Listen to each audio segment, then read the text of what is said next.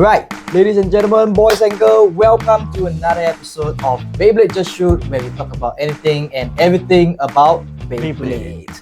Alright, so today we have Yasin over here. Need no introduction for him. So, like cold today. Today feels a little cold. Aren't you a little cold? Okay, how about you?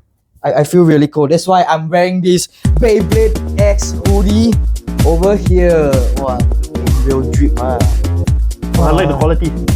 See? Can touch it all day. We are going street, man.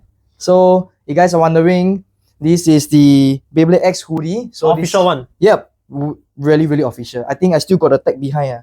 Really official. Haven't removed the tag yet, no. So this will be one of the apparels that we will be selling for purchase over at the Funan event. So just another quick shout out for the Funan event. 30th October to 5th of November, we will be having our first launch, Beyblade X launch to be specific. So do come down to the event to take a look, get your hands on Beyblade X first in Singapore. Okay? So there'll be a tournament, yeah? Definitely. We have tournaments, we have side activities, we have attractive games to be won, even discounts and even free stuff to be given away. Come down, I'll be there. Yes, we Better see will you. be there. All must come down. Every day come down, even better. Yeah. Okay? So, yeah, that's pretty much it for our shout out for the Funan event. So, see you guys there. Alright, so I wonder what are we talking about today? I don't know. A lot of things on the table. Yeah, but we talked about it already, right? This is the last episode. Everything we talk about from Wizard Arrow starters. Never turn on. Lemak. No wonder we haven't get into the mood yet. Wait, ladies and gentlemen. Okay, so today we will be talking about tournament formatting. Ooh, what's that? Okay, so bear with us. Today's topic is a little dry. So we will now do a deep dive into the tournament formatting for the local Beyblade scene. So before tournaments, official ones. So good sir. So What's this? What are you smelling? I'm not smelling, bro. I just want to read the... Nah, bro. Okay, so over here on our hands, we have the official rules and regulation for Beyblade X. So we are gonna talk a little bit more about how Beyblade X works in tournament. So most of the customers or the players have already known that some of the basic pointers that we have spoken, such as 4 points to win, what finishes. Yep, definitely the technical stuff. Like, for example, we have different type of finishes. So we will run them through a bit by bit.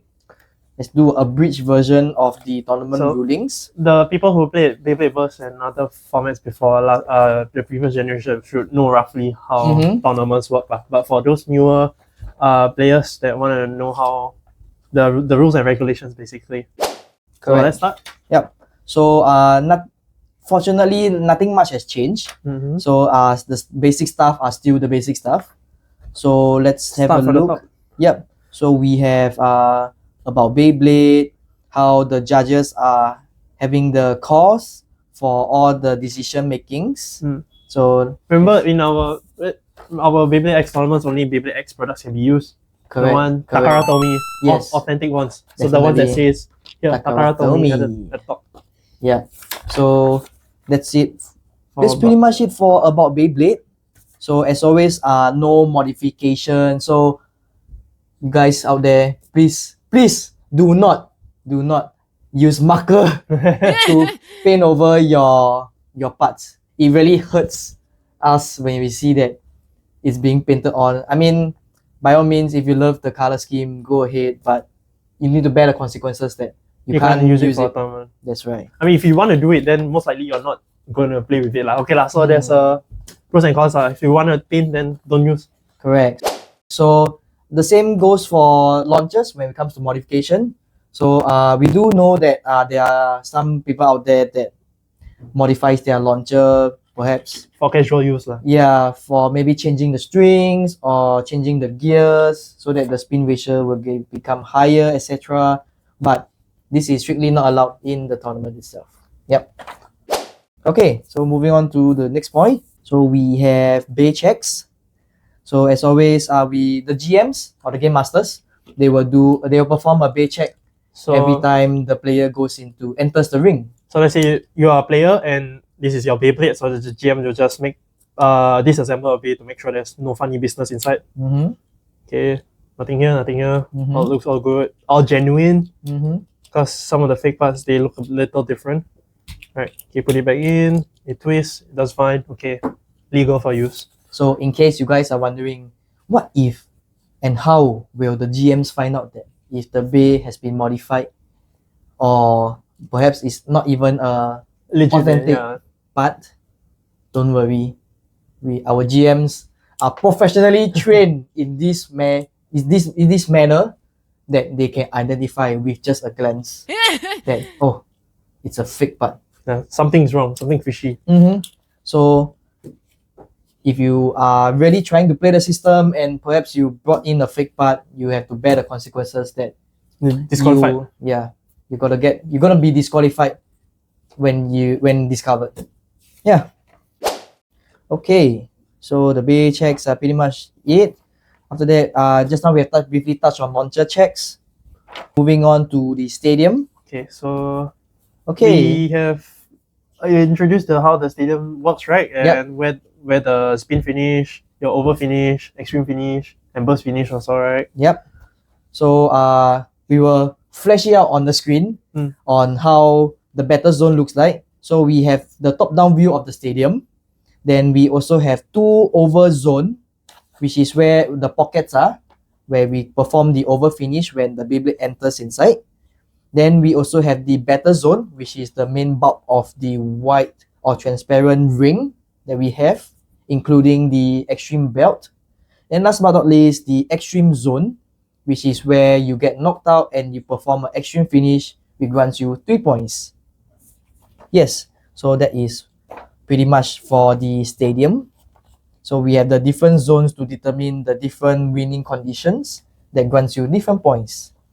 So as mentioned before, we have the current point system will be 4 points first to win. So then we move on to getting to which side of the stadium to because both left and right side will have different pros and cons, right? So before we even start the match, we scissors paper stone. Yes. We do a scissors paper stone by fair means, of course. So the winner will decide which side of the stadium they want to stand on. Yep. So as Yasin mentioned, so we have also performed the scissors paper stone and choosing of the position of the episode. Right? Yep, definitely we are doing before episode 1.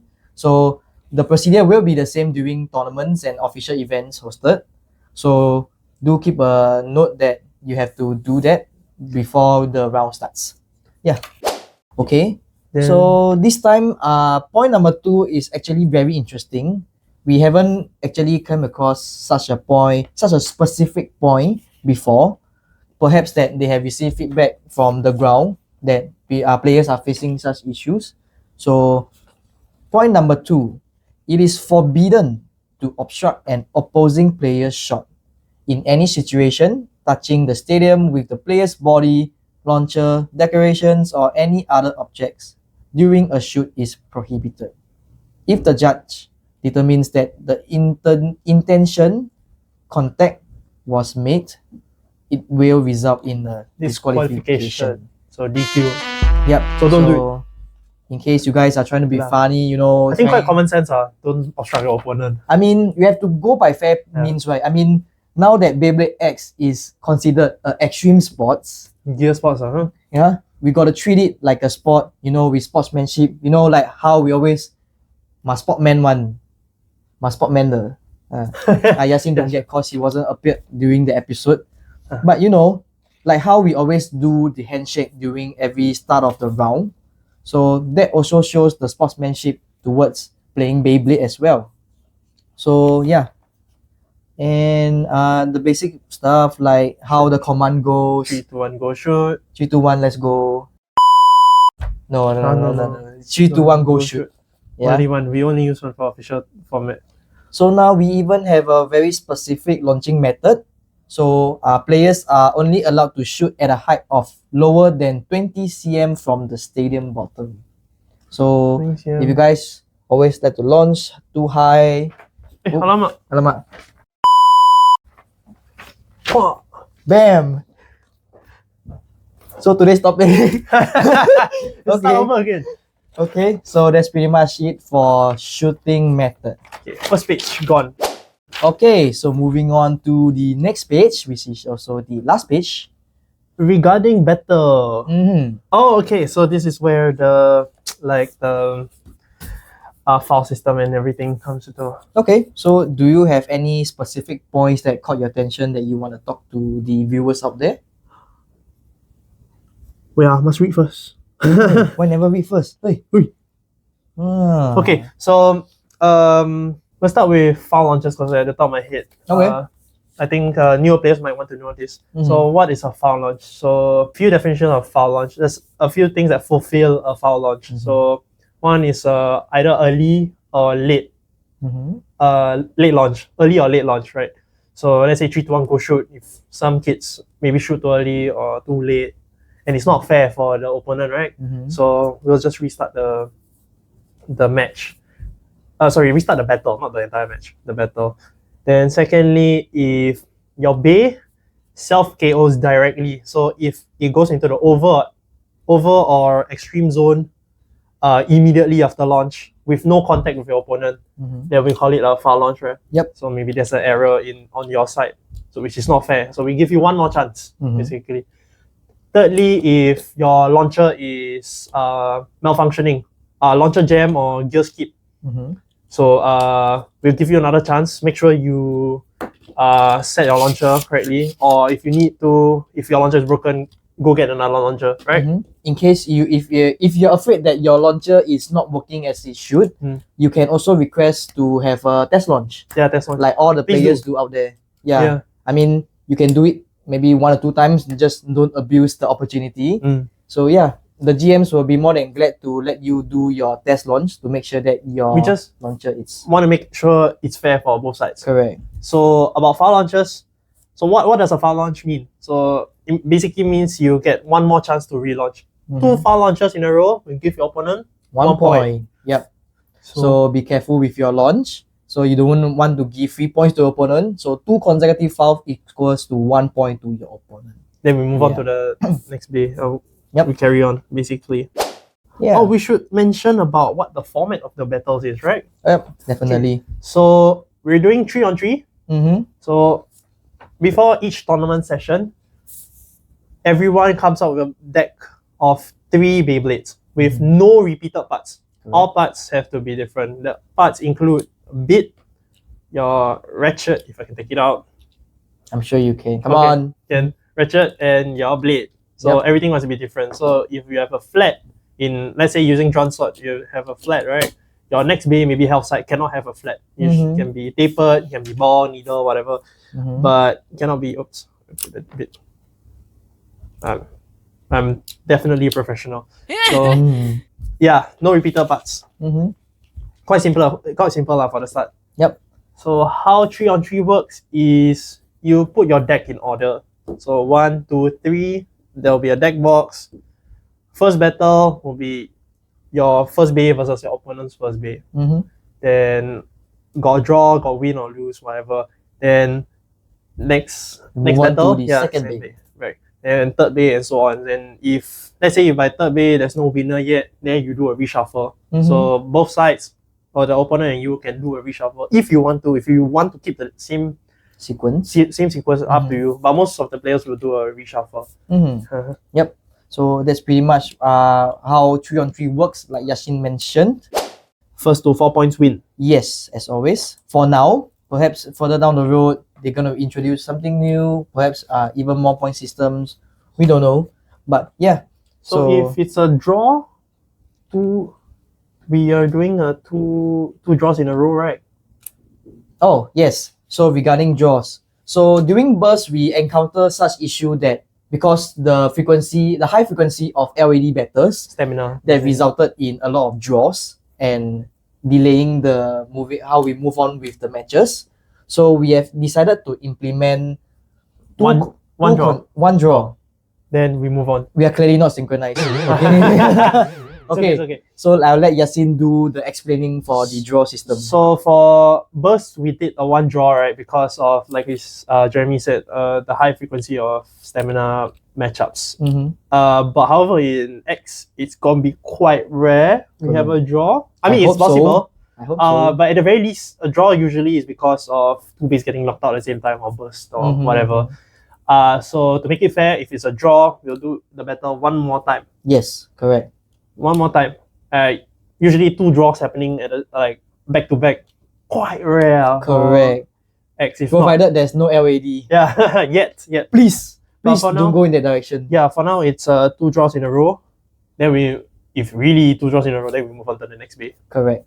Yep. So like what Yasin mentioned, so this is one of the more specific and special rulings that we come up with to prevent such incidents from happening too often. Yeah. So that's regarding battle and 3-on-3. Correct. So last section in the rulebook here regarding battle results. So we all know spin finish is 1 point. Over finish is where your bay get into the over zone. Right? Knocked out into the pockets. The pocket. So 2 points. Same thing with burst finish. So basically, if your base detach and disassemble forcefully in battle, so it's 2 points. Extreme finish is the special one, so it's 3 points. Goes into the extreme zone. Yes. Okay. Oh, and it's about cannot return. So let's say it goes to the over zone and it rebounds back into the battle zone. The game is still continues. On. Yeah. Yes. It still carries on. So don't forget that. Okay, so what dictates a point win will be how your opponent's bay is unable to return into the battle zone from whichever zone that it was in. So it's a bit different from burst in the sense that because in burst, when we count a KO, right, when we count a knockout, is the last bay to die. Correct. In the over zone. So technically you're still alive in that over zone, technically still in the pocket. But in Beyblade X case, is the first bay to enter the zone that dies. So the last bay that enter the zone wins, assuming that none of the bays do a rebound. Correct. So they are more specific now. So we are not gonna be doing up with the touch pocket, touch wall, touch cage, considering as a over finish. So it's a bit more clear now. Yes. This segues into the next point in this rulebook, which is if the judge determines that extreme finish, over finish, burst finish, or spin finish occurred at the same time. Oh no, sorry, that's the draw. If multiple outcomes occur within the same battle, the following timing of the occurrence will be considered. And the outcome that occurred first will determine the win or loss of the battle. So what this means is, let's say, last time we had the burst priority in burst. And this one quite simple. This one, if one bay gets knocked out and the other bay bursts, the one that gets knocked out win, right? Correct. Because burst will happen at the spot. Like at the spot itself, it will disassemble. Correct. But when a bay gets knocked out, it has to travel a certain distance. Correct. And that certain distance is a certain time. So basically that split second makes the knocked out bay the winner. Yes. So that's one example. Then another example is, what if two bays knocked out at the same time? So it's not about which bay die first, right? Correct. It's about which bay enter the over zone first. Yes. Assuming there's no rebound. If once you rebound, then the bay that rebound will win because it's and still... assuming that our GMs has very high FPS eyesight to determine, because we believe in professionalism, we do not have video playback. So for now, because it's also a bit of a waste of time. Correct. To be always reviewing footages. If it's too close, then we'll just call it a draw. Correct. We'll try our best not to but definitely. So I have very high trust in my GMs that they will do their judging professionally. Yep. So we do not always encounter such issue. So I hope you guys understand that different angles can also make a huge difference for the decision making process. So what you see might not be what the GM see, and what the GM see, vice versa, might not be what you see. So I hope that guys can understand when you guys are in the tournament to respect the judges' decisions whenever the call is made. Yeah, the very solid one. Don't worry. Okay, let's see the bin. Oh, okay. So it happens that I think did it happen before in our episodes where the bay jumped out of the? No, unfortunately, I don't think we encountered such a case yet. Okay, but if you've seen videos from the internet, I think it's a bit common. Like it's not very rare, but I wouldn't say it's common either. But it happens where the bay jumps out from the shooting area, Correct. the zone, and then on stadium. So what does it mean? So like what Yasin mentioned, we have special cases of finishers. So like once it comes up on top of the cage, instead of entering any of the zones or the so-called pockets, or even some peculiar cases where the Beyblades are on top of the cage, just riding on top of the cage. So as we mentioned before the other episode, I believe that once the judge cannot make a decision on how the finish is gonna be after following the different sequence and the occurrence outcome, so the judge will deem that the match will be null. No. So it will void that match and will call for a relaunch. Yeah. So no winner or loser, no points given for that match, and the players stick with their base, the current base, and they do a relaunch. Yeah. Okay, and one more thing. Please don't touch the bay if the battle's not over. Correct. Until the judge tell you to pick up your bay, don't pick up. If the judge haven't give the point yet, haven't given the outcome, is still thinking, don't pick up the bay because it might disrupt like the judge's thinking. Correct. So you know when to pick up your bay when you're told to do so. Or at least when they have given the point already. Correct. So maybe when they flip the board, then you know that the decision has been made. So you can take your bay, or the GM will ask you, okay, you may pick your bay now. Or maybe even the GM will pass you the bay themselves. Yeah. Oh, if both players commit a foul launch at the same time, then there will no foul for both players. It's just relaunch, because it's both players at fault. So I guess it can solve. Just no count. It's just a rematch. Yeah. So I think that's pretty much it. We don't want to bore you guys too much with the theory, as it is already pretty dry. When it comes to tournaments, there will be prizes. Okay, so this time we have the prize with us. So just gonna bring out this little bad boy. Okay. Now I'll let you feel. Goal. Yes, go. Yes. Yasin has a very special talent in identifying colors. Maybe it's the color wheel. Okay, so over here with us, we have the prize for the upcoming G3. So this is actually the recolored Golden Knight Shield. So it comes in a set of 3. So we have different parts for different position of winners. So we have the blade for the champion, the first place. Then we also have the bead for the second place winner, and lastly the ratchet for the third place winner.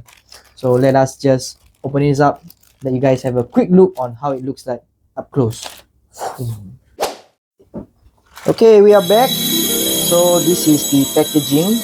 So this is how it looks like individually when you receive them. If you win your position, first, second, and third. Okay, so now we're gonna give you how it looks like out of the packaging. Boom!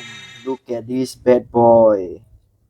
Okay, so now I hand over the time to Yasin to give you guys a bit of explanation on the Beyblade itself. Okay, Lai, I'm here. So this, like Jeremy mentioned just now, just a recolor of the original Nike Shield. Help me focus. Okay, cool. So yeah, it's gold. There's a bit of green. Yes, Yasin, we know. That's crazy, right? Yeah. So it comes with the original parts. This is 380. Perhaps you want to disassemble it so we can talk about the parts individually. Okay, sure. So disassemble, take out the bit. Play the other way. Okay. Yeah, let's start with the blade. So Oh, much the same thing. How many? This is pretty dope in it.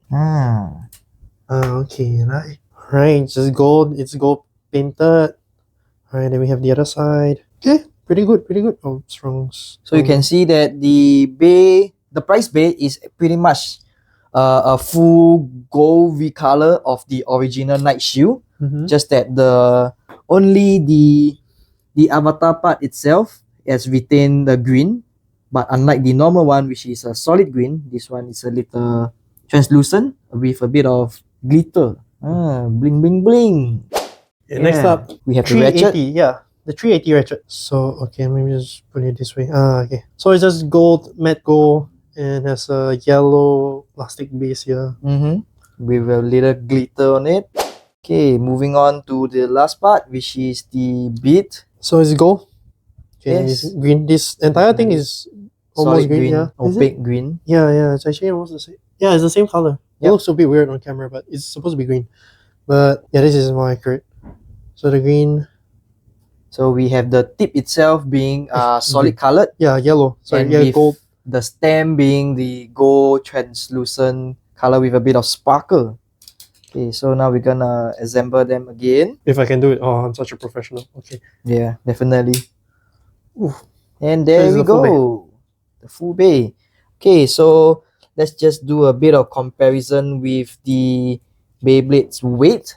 So now let's bring out the weighing scale. Okay, so we shall measure them part by part before the full combo. Okay, we have the price blade weighing at 32.43 grams.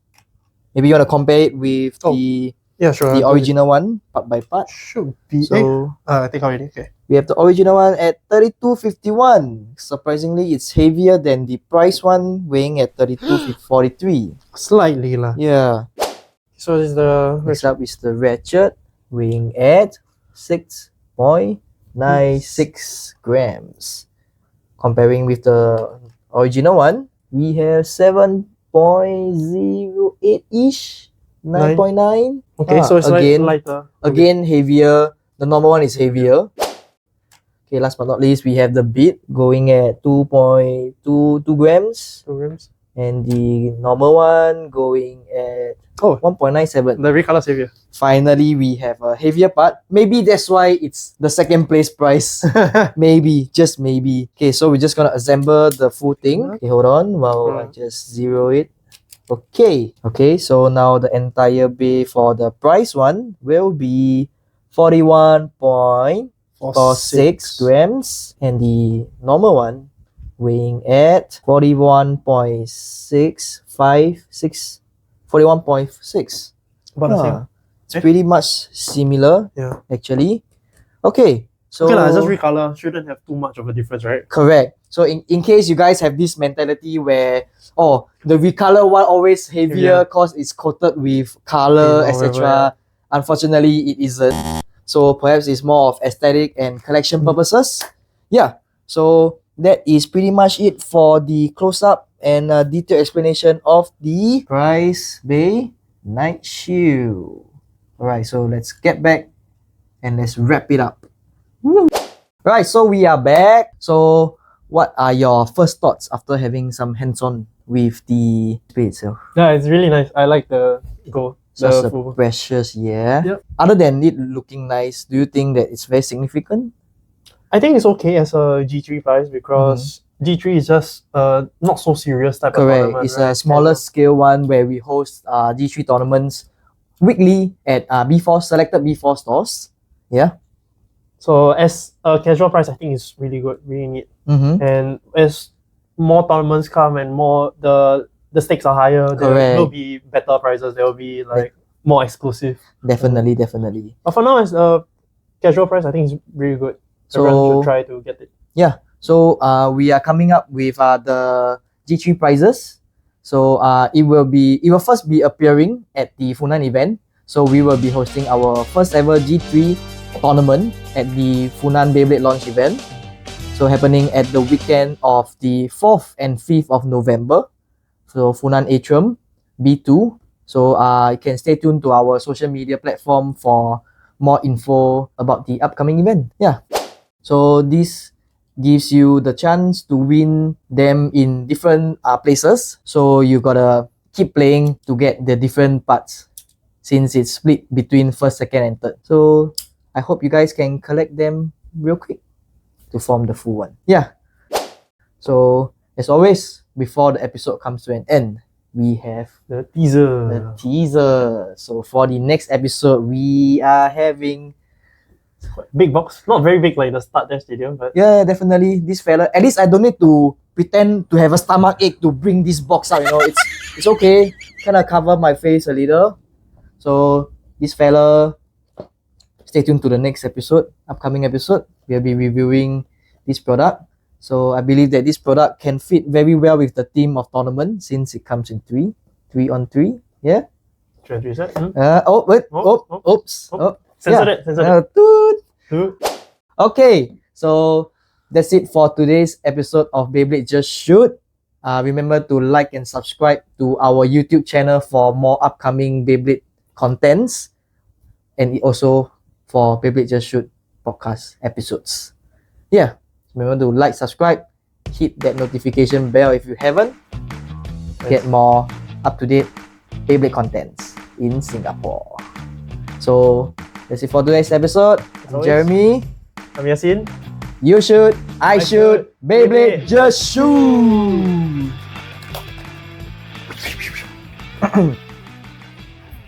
Whoa.